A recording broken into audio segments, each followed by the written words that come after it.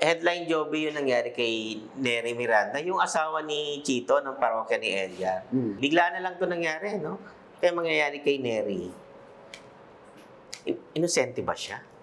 Kaya, kaso actually, so maraming nagreklamo, hindi lang naman kasi isang tao, hindi lang naman dalawa, halos lahat. Kasi meron namang involved na papel eh. So, ibig sabihin, involved talaga siya.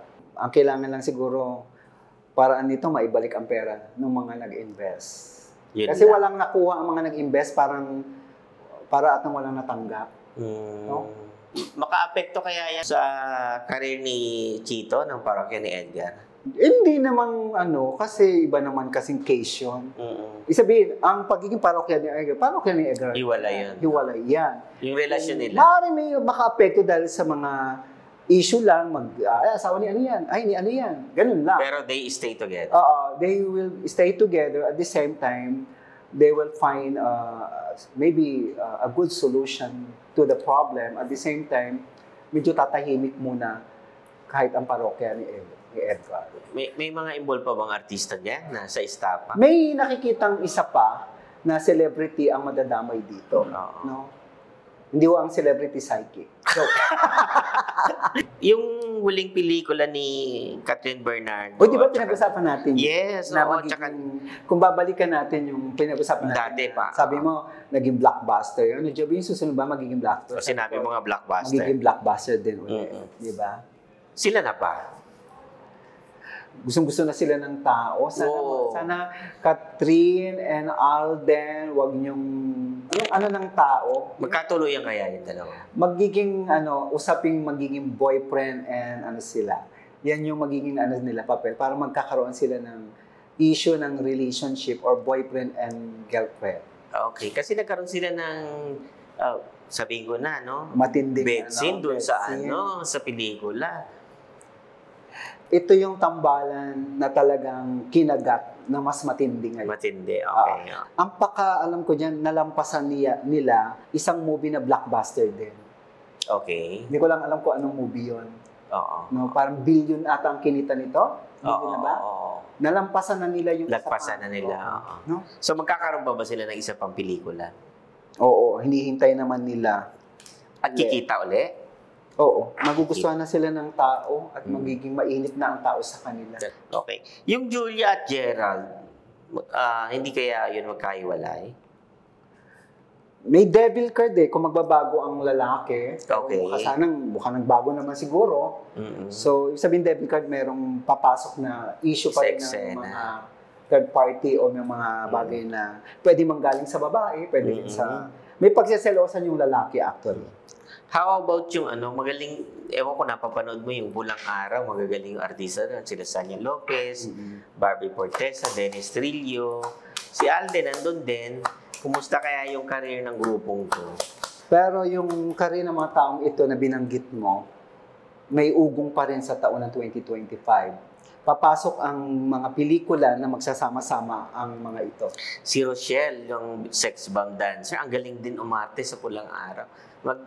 Lalawa kaya ang kanyang opportunity kasi nakita yung kanyang acting potential. Tama yung timing, mga project, pero sana mahalin niya ang career kasi para siyang sumiklab tapos biglang mawawala. So, kailangan niyang talaga ipagpatuloy. Medyo may nakikita akong dito, yung parang award. Talaga. No? Si Barbie Fortesa, favorite ng public yan. Kumusta ang career niya? Ang ganda. Talaga. Sabihin, makakaipon ng bata, maganda ang status sa buhay na mukhang mabait siya. Mukhang mabait talaga. Mapagmahal. Then, may mga nakikita akong recognition also. I see a good drama series or something to do with drama na hindi naman si sentro pero magkakaroon siya ng mga project na maaaring magtagumpay. Yung Lisken,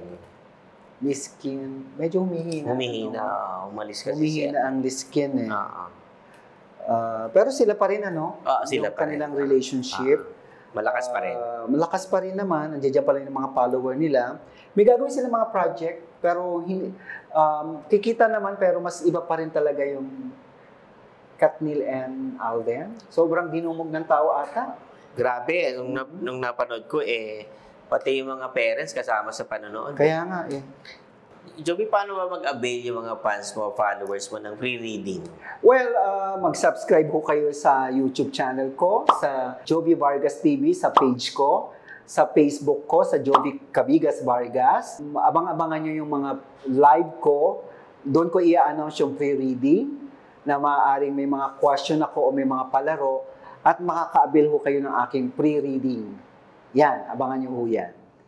Yung yung Anthony Jennings, ewan ko kung familiar ka. Sino? Si Anthony Jennings, sabi naghiwalay na sa non-showbiz girlfriend. Relationship. Ito yung nariling kay Maris Racal. Di ba yung dating girlfriend ni, yung sa River Man. Sana focus na lang muna siya sa career niya, pero merong papasok na panibagong takbo ng relationship. Although, Sino yan? Si Anthony o kay Maris? yung lalaki. Ay, lalaki. So, mas magiging priority ng lalaki ang investment and property and then opportunity of parang stability. So, wala mangyayari sa love team nila. Pasumpong-sumpong, minsan magulo eh. Hindi Okay. ganun ka. How about si Maris? Ano mangyayari sa kanya? Sa karir niya? Sa career. Mas gusto ko dito, yung solo. Okay. Wag mo nang mag-love. Talented naman kasi siya. Oo. Kaya naman kahit walang mag-love. No? Okay. I mean, walang love team. Kumusta yung career ni Julian San Jose? Taon ng 2026, medyo tataas. Mas magiging aktibo rin. So may mga project pa rin. Pero ingat siya sa kanyang health. Magkakaroon siya ng health issue. Anong magiging trend sa pelikula? Well, Pelikulang Pilipino muna. Yung love story, Talaga. Drama. Love team pa rin, gano'n. drama, Okay. comedy, hahalo ang comedy at drama, pero mas nakikita ko ngayon yung sobrang, hindi naman sobrang dramatic, may nakikita akong parang value, moral value. No? Yun ang Pero maglalabanan ang 4 na love team tong taon na ito. Kat din. Alden. Oy, papasok din ang bagong ang bagong love team Cut din. ni Daniel. May bago siya. May bago siyang ilalabas. Okay, may Oo. binibuild up. May i-build up na bago Okay. na ipapartner kay Daniel. Abangan nyo ho yan. Kikita yan ko ang big time. No? Oo. Tapos, may nakikita akong si Barbie Corteza. Hotesa, magkakaroon ng, sana hindi kasal, pero may nararamdaman akong mga kasalang issue na maaaring Pero mangyari. magaling yung batang No? yan. Merong itong taon ng 2025, may love team Na ikakasal. magkakatuluyan Ang kakatuluyan. itong 2025. Sila Liz Kenya, tsaka sila Gerald Anderson. Di kaya. Pwede. Pwede, no? Oo. Hmm. Gerald Anderson will propose Talaga. sa kanyang, kung sino yung girl. Tatanggapin kaya ni Julia.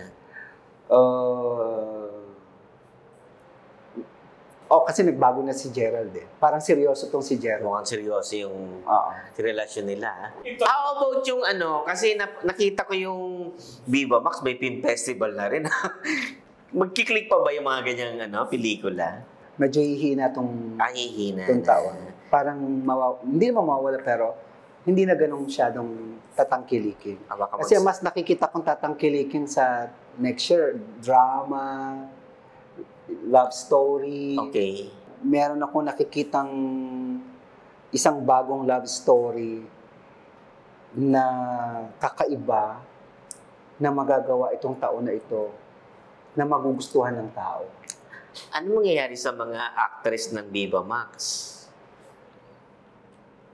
Well, maghahanap sila ng nila ngayon, yung freelancer na tinatawag. Okay. Pero yung iba meron namang magtatagumpay na Sa acting. oo. Sa sa international movie industry, Joby, ano ang trend?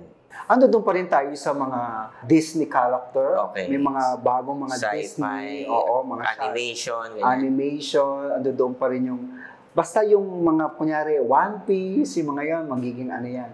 Yung mga Marvel, yung parang Marvel. mga action Oo.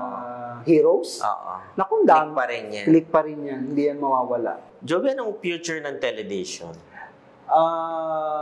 Hindi mawawala ang GMA7, medyo lalo na sa mga titong nating news. TV5.